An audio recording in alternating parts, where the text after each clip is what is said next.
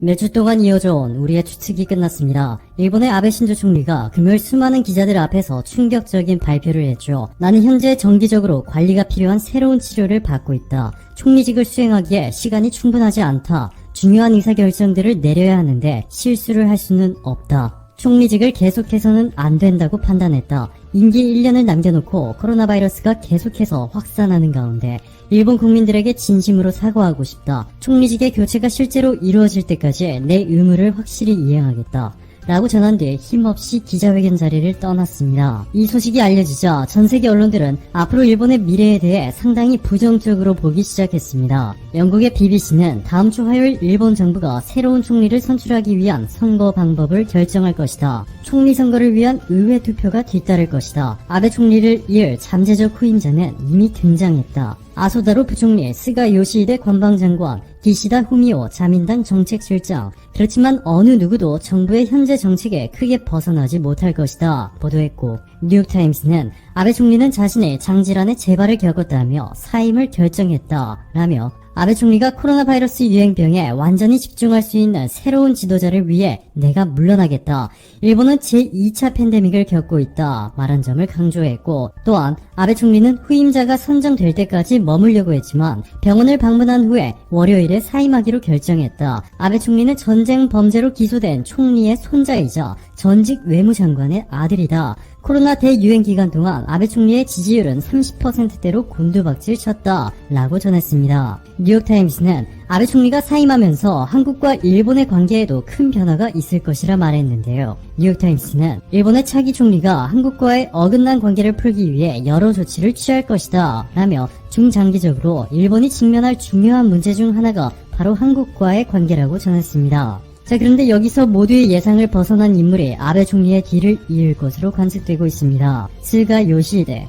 일본 아키타현 오가치군 유자와시에서 가난한 농부의 아들로 태어난 그는 골판지 공장에서 학비를 모아 호세이대 법학부 정치학과를 졸업했습니다. 이후 중의원 오쿠노기 히코사부로의 비서로 무려 11년이나 지내다가 가나가와현에서 공천을 받아 출마하면서 정치계에 입문했습니다. 현재 아베 총리의 최측근이자 무엇보다 니카이 간사장과의 관계 때문에 스가 관방장관이 아베 총리의 뒤를 이을 것이라는 의견이 지배적인 상황이죠. 니카이가 이끄는 파벌에는 무려 47명의 의원이 소속되어 있고, 자민당 내에서도 극보수로 알려진 스가를 따를 스가 그룹이 약 30명 정도 있기 때문에 이 둘을 합치게 되면 스가 관방장관이 차기 총리가 될 가능성이 매우 높다는 것이죠. 니카이는 유명한 킹메이커로 지난 2018년 아베 총리가 임기를 연장할 때도 엄청난 영향력을 행사했고, 최근 신종 코로나 바이러스와 관련한 대책을 마련하는 과정에서도 니카이가 실질적인 배우였다고 평가받고 있습니다. 스가 요시히데가 차기 총리로 확정되며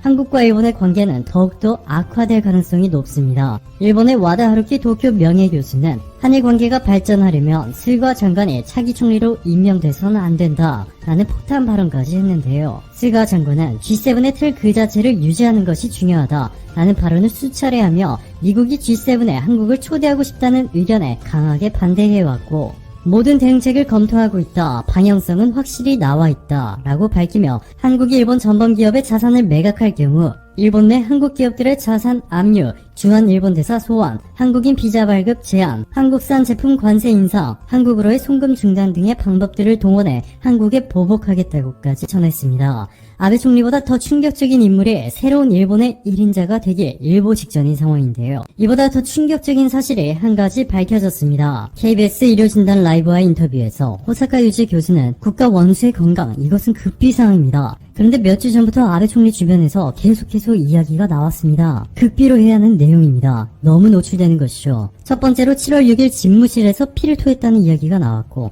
이로 인해 상당히 소란스러웠죠. 그 다음 8월 17일 직접 7시간 반 동안 병원을 다녀왔습니다. 그것도 아주 공개적으로 말이죠. 보통 그렇게 하지 않아요. 그리고 일주일 후에 또다시 공개적으로 아침에 병원을 다녀왔습니다. 이것은 국민들에게 그만두겠다는 뜻을 미리 보여준 것이고, 이를 통해서 어떤 다른 이유가 가려지는 겁니다. 하나의 쇼를 하고 있다. 그런 식으로 저는 봤습니다. 호사카 유지 교수는 아베 총리가 어느 정도 아픈 것은 사실이지만 17살 때부터 알아온 병이고 이를 사실상 극복하고 있다고 전했습니다. 의학이 발전함에 따라서 궤양성 대장염이라는 병이 완치는 아니지만 거의 다 완치된 상태로 갈 수 있기 때문에 아베 신조가 총리직을 사임한 진짜 이유는 따로 있다는 것입니다. 호사카 유지 교수는 아베 총리의 지지율이 복합적인 문제로 내려가고 있어요. 지지율이 계속 내려가는 이유는 코로나 대응 실패 그리고 스캔들입니다. 이번 5월에 내기 마작을 해가지고 그 혐의로 쿠로카와 검사장이 사임을 했죠. 쿠로카와는 아베 정권에서 검찰총장으로 내정해 있었던 사람입니다. 그 사람이 검찰총장이면 현재까지 아베 정권이 저지른 모든 비리는 그 사람이 완전히 없애주었어요. 그 사람이 그렇게 온갖 비리들을 덮어왔는데 그 사람이 이제 사라졌습니다. 그 사람이 없었더라면 검찰이 수많은 정치인들을 법정의 죄인으로 세울 수 있었습니다. 아베 총리가 법정에 나갈 수도 있었겠죠. 이렇게 되면 아베 총리에 대한 국민들의 질타가 쏟아지겠죠. 그러면 지지율은 계속 떨어집니다. 그 다음 선거를 치르면 자민당은 참패할 것이고 정권 교체까지 이어지게 됩니다. 이 사태를 막기 위해 지금 아베 총리가 물러났다 라고 보는 것이 가장 타당하다 라고 전했습니다. 즉 아베 총리의 건강 이상설은 표면적인 사유일 뿐 정권 교체를 막기 위한 최후의 선택이었던 것입니다. 이러한 합리적 분석은 호사카 유지만의 의견이 아니었습니다. 뉴욕타임스는 아베 총리는 아프다. 하지만 그것이 그가 총리직을 그만두는 유일한 이유일까? 라는 파격적인 제목과 함께 아베 총리는 코로나 기간 동안 잘못된 정책들을 발표했다. 일본 모든 가정에 2개의 천 마스크, 일명 아베노 마스크를 배포하려는 그의 계획은 헛되고 비효율적인 것으로 조롱받았다. 동시에 아베 총리와 그의 측근들은 다양한 스캔들에 휘말렸고 그것에 대한 설득력 있는 설명을 하지 못했다. 아베 총리가 측근과 친구들의 특별한 혜택을 준 모리토모 학원과 가케 학원 스캔들, 일본 국민들의 세금으로 점점 더 호화스러운 벚꽃 축제를 열어 자신의 지지자들을 초대한 벚꽃 스캔들, 아베 총리가 검찰총장으로 밀던 검찰 고위 간부가 불법 도박으로 사임한 스캔들, 아베 총리와 가와이 가스유키 여사의 측근인 안리 의원이 지난 선거 때 돈으로 유권자들을 매수해 결국 공직선거법 위반 혐의로 체포까지 됐다 라고 보도하며 정권 교체를 막기 위해 아베 총리와 자민당이 새로운 총리를 내놓으려 한다는 호사카 유지 교수의 의견을 뒷받침했습니다. 현재 일본의 컨트롤 타워가 이렇게 아수라장으로 변해버리면서 한국을 향한 막말 수위도 상상을 초월할 정도로 올라가고 있습니다. 요미우리 신문은 최근 이낙연 전 총리가 더불어민주당의 새로운 대표가 됐다는 소식을 전하면서 이렇게 보도했습니다. 한국의 여당인 더불어민주당이 29일 새 대표로 한국 정계에서 유수의 지일파 이 전 총리가 선출됐다. 아사히 신문도 다음 대선에서 유력 후보인 이 전 총리가 더불어민주당의 새 대표가 됐다.